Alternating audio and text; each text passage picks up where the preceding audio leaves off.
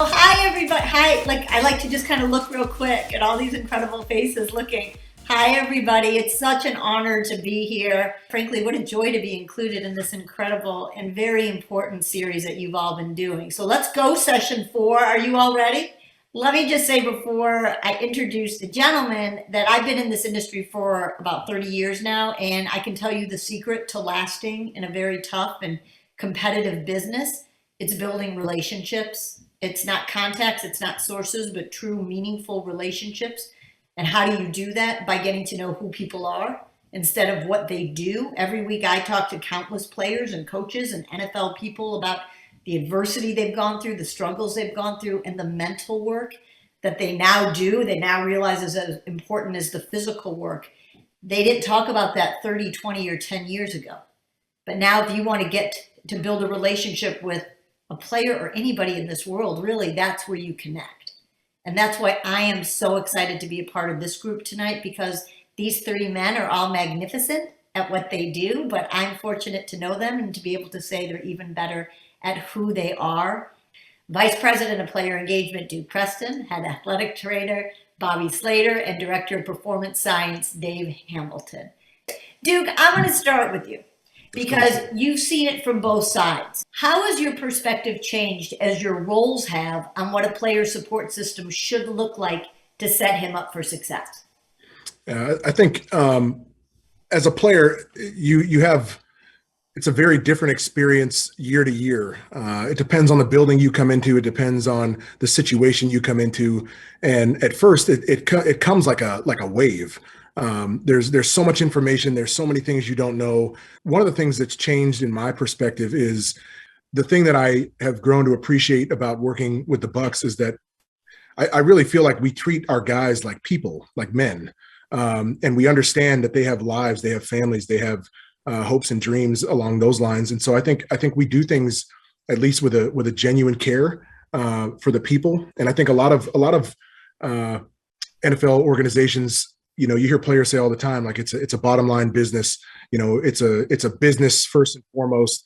And I don't know if it has to be that way. And if you run a business, I don't know if you have to mistreat people or not approach them like people. So I think the thing that I've really understood the most on this side of it now is that you earn so much more ability to get the most out of people when you treat people and you come at people from a perspective of like honest and sincere, genuine care. I think both sides of it, for me, having been a player, you feel like everyone's out to get you. And in some organizations, they don't mind making you feel that way.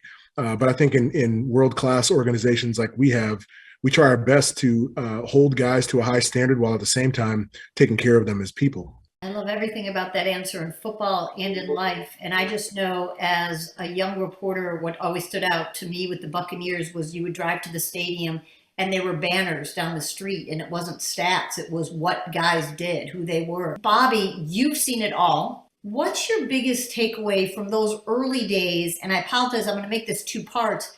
And how much has your job and the role of athletic trainer changed since then, as we've learned so much more about guys' bodies and how to treat them? I think one of the biggest things I took back out of 1994, I was really trying to figure out if I wanted to be an athletic trainer. And I think when I look back at what I take out of it and what we do today is, at the end of the day, we're here to provide a service to these guys to help prevent, take care of, rehabilitate, to get them back onto the field to do things they love to do. And it's, I don't hold a sign up, but it's internally, it's very rewarding to me and satisfying. I love that. I had a player tell me once about an injury. The difference between a good athletic trainer is the one who treats the person versus the body. And Bobby's name comes up every time I talk to guys about who they love treating them. So I'm really excited to also bring in Dave now, because Dave, there was a time not that long ago when players hid any other treatments they were getting from the teams except what the teams were doing. How would you describe the Buccaneers' overall approach to performance science, and who do you work most closely with to execute it? Is it strength? Is it medical? Is it nutrition? Is it everybody?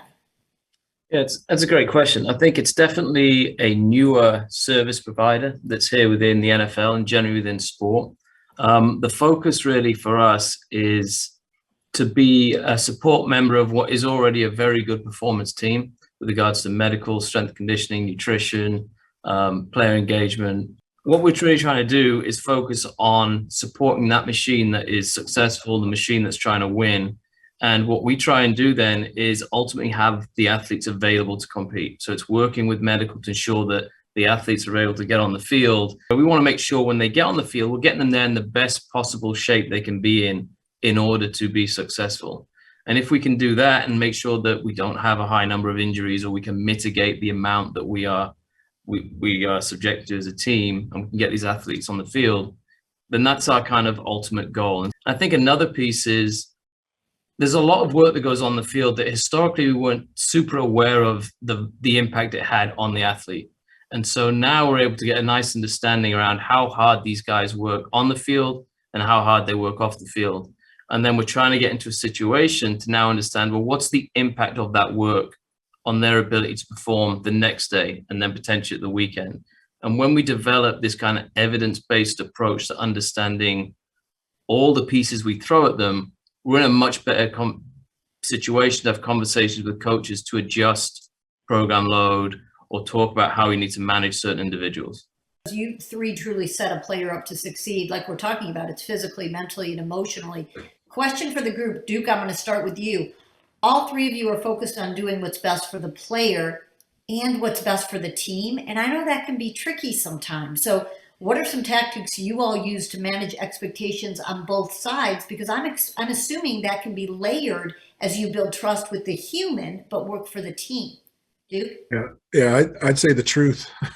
I mean, when I meet with the rookies, we meet every Monday, and in the off season, over the 5 or 6 weeks, 7 weeks that they're with us after the draft, I meet with the guys every day, and I always tell my rookie classes, you know, when I'm asked by Jason, our GM, or BA, our head coach, or a position coach, hey, how's so and so in your room? I tell the rookies that I say the truth. My job is to protect the team and the players, one and the same. The phrase that I use that like truth without love is brutality, right? You're just beating people down. But love without truth is hypocrisy, because if you don't tell people the truth, you don't really love them. And so when I talk to the guys, I always let them know that there's a number of things that stay in my office and that stay between me and the player. But when guys reach a point where I have a job to do, then I have a job to do, and they can respect that, I think, from that perspective. And I also hope that the trust that I think I've earned from my direct reports, they know that I'm never going to allow the team or them to be blindsided with something that I know and that I'm sitting on. And so that's kind of just the being upfront with expectations with players and my direct reports is the way that, you know, you almost have to navigate it. Bobby, what about you? I know you have guys who are telling you one thing, or the team's telling you one thing and you're seeing another thing. How do you navigate all of that? Biggest thing is piggyback Duke is you tell the truth. You report the facts. You know, in our department, it may be their physical exam, it may be an X-ray, it might be an MRI report. You know, and what I tell our players every time when we're going through this is that, you know, we'll talk through things, and I'll pretty much try to tell the powers that be upstairs the same thing that I tell the player. You have to the guys respect the truth. And I have no problem. If I don't know the answer, I look guys straight in the face and say, I don't know, but I'll find out for you. You know, and then that's, you know, and I think that's how you build trust. And the thing is the way I look at it. And when people come in the training room and player, I treat them the way that I would expect to be treated. This is definitely a relationship game. It's about trying to create that buy-in with the player group. I certainly look at kind of my arena and all of our arenas where we're constantly kind of prodding these athletes, trying to get more information on them, whether it's their wellness, whether it's some jump information that identifies imbalance, whether it's wearing some unit on their back that tells me whether they're running further than their counterpart in the same position group. Like when you're trying to get off a guy and understand that they volunteer that information, they don't have to give it. So you definitely need to be able to work with an athlete, create that trust, develop relationships. We are a family here, and we're about trying to be successful as a team. And you definitely feel it in the way we all work together as a staff. And I'm sure the players kind of appreciate that as well. I love all those answers, but man, how awesome when you can sum it up in 3 words. It's trust and communication. And I know that we're talking a lot about the players right now and setting them up for success. But if you guys don't mind, I'm going to shift it a little bit because so many of you phenomenal women on this who are watching want to break into this industry and learn and want to learn from you all, gentlemen, as they blaze their trails. What are some ways that a candidate can get your attention and show they're prepared for a role on your team? I'm kind of looking for people who have a diverse background. So I don't necessarily want someone who has gone out their way to just learn one particular skill set. I kind of want to see someone who's trying to understand that there's multiple skills to kind of get a job done.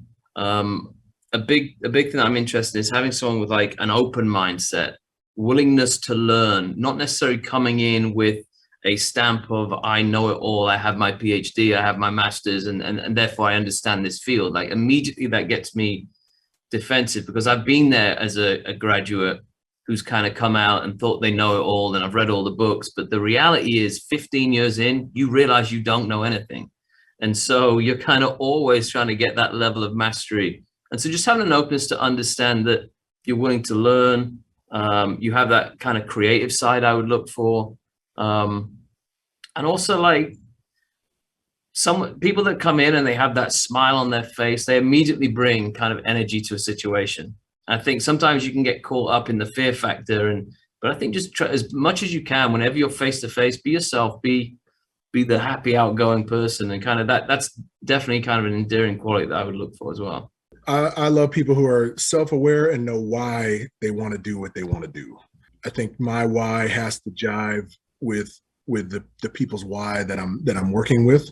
I mean, you're really only successful by just having a true, genuine care for these guys as people. How you come at people from a heart to just selflessly serve and want the best for them without anything in return. I think that's what this space genuinely requires. A story to that though is going back to networking is in 95, I was an athletic training intern for the Miami Dolphins. And at the same time in the scouting department was a gentleman by the name of Jason Light, who was our general manager. So, don't wait to network. It was 25 plus years, but our paths crossed again. And I would say that kind of helped me get this job. I think at the end of the day through your network. So think about that as you continue in your career to network with people. Just something from my own experience that I've seen firsthand is sometimes I feel now we're too eager to try and get to the top. And a huge part of your development is going to be just enjoying those moments of development and spending time within a role. Because something that I will say, when I see 1 year here, 6 months there, 1 year there, I lose interest in that straight away. I do want to see someone who can grow some roots. And that's the only way from a networking standpoint that you can truly develop a network, because the people you're reaching out to, they're going to want someone they can trust. And so someone being in and out of their life, when you go reach out back to that individual, they won't necessarily remember that interaction. So I do think don't be too eager to get to that end goal and really enjoy the journey. The greatest privilege and joy of my job is getting to know and build relationships, and that includes with the 3 of you. So I can't tell you enough how much I enjoyed this conversation. I wish it didn't go so fast. So thank you, gentlemen, for this terrific conversation. And a big thank you to every single one of you for letting me crash this. All you ladies who are not just watching, but you are there doing the work right now to make your dreams come true. So you got this, sisters. I'm privileged to be a part of this. So have a great rest of the session, everybody. Tara, I'm handing off the ball to you. Thank you. Awesome. Thank you again for everything. At this time, we're going to break into our individual breakout sessions. Hi, my name is Sydney Bryant, and I am a sports and recreation studies graduate student at George Mason. How have you been successful in building relationships and trust with the guys that you work with? Just building relationships, being real, treating people the way that you want to be treated. Don't be fake. They can see right through it. And I think that's the biggest thing. And like in our capacity, show that you care. You get these guys that are rookies, and then you see them mature. And so it's It's satisfying to watch them grow as people. You just generally care and care about them as the person. I'm Olivia Olson. I'm the coordinator of recruiting at LSU football. Obviously, coming from a college level and you having worked at Notre Dame, I know sometimes in some departments it's hard with player development programming because of time restraints, administrative support, buy-in from head coach or buy-in from the players. How did you, get around those issues? The ideal situation is to work under head coaches and GMs that have a heart for it and really value what you're doing. I mean, I think vision and values is something that I talk about a lot with our players and in life. I mean, when you're in alignment vision wise and you're seeing things the same way as the people that you're in relationship with, you have a really good chance. If the staff that you're working under doesn't care about it, well, you have to figure out a way to make them care about it. You have to figure out what matters to them, and then how your programming can help supplement that, and then speak to it in that way. Hi, my name's Corianne McNeil. I am currently a graduate student on the path to becoming a registered dietitian. What are some of the ways that the nutrition staff is incorporated into your planning process? Where we use nutrition is we do a lot around hydration. We want to try and understand how the athletes are arriving to practice, or how they're arriving to game, because we know that hydration has a huge impact on performance, and we know that it potentially makes you at higher risk of soft tissue injury. We do a lot with the DEXAs because we want to understand from a body composition standpoint, where are athletes now? How's their diet? What's the impact of practice on the way their body is now changing from a composition standpoint? All the information we get, we put on a dashboard, an athlete management system. So everything from nutrition, strength conditioning, sports science, medical is stored on one dashboard. And we have the ability then for everyone to have their own screen, click on an athlete and be able to see kind of how all these different physical attributes are changing over time, and how this work is affecting this athlete evolve as an athlete throughout a season. But nutrition, as I said, is a huge piece. My name is Kiva. I'm currently the Assistant Director of Recruiting for LSU. And my question is there anything that you think we should incorporate on the collegiate level that would help our athletes on the professional level? I think that there needs to be some sort of educational piece for the athletes on what to expect at the next level. How you carry yourself in the weight room, the training room, how you communicate with people, just educating them on how to communicate, what's going to be expected of them. When you're in a university, you have a lot of structure, but then all of a sudden we get these players and some of them get shell shocked. It's like, what am I supposed to do? So I think that if you could spearhead it beforehand, it would be better. I work as a director of football operations at Monte Vista High School. And the question I have for you is, what has drawn you to help improve the lives of players in both the college setting where you worked at multiple universities and now within the NFL? It's personal to me. My dad played 9 years in the NFL. I was fortunate to play, the 5 that I played. And as I said, kind of in the opening, I mean, I love our guys. I know what they're up against.